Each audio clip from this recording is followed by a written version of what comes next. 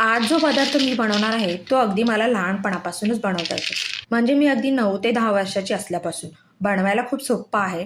लहानपणी उन्हाळी सुट्टी लागल्यावर आई आणि शेजारच्या काकू जेव्हा वाळवणी पदार्थ बनवायच्या, तेव्हा हा पदार्थ बनवताना एक कुतूहल असायचं. कारण फक्त हातात पीठ घेऊन पटापट सांडगेच तर पाडायचे असायचे.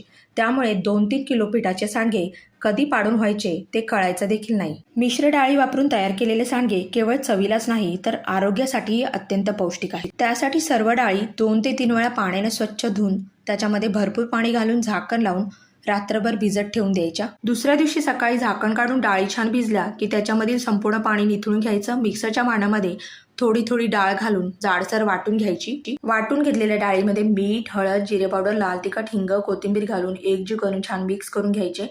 प्लास्टिकच्या पेपरवर लहान लहान सांडगे पाडून 2 ते 3 दिवस कडकडीत उन्हामध्ये वाळून वर्षभर टिकणारे सांडगे तयार होतात. लाईक आणि फॉलो करायला विसरू नका.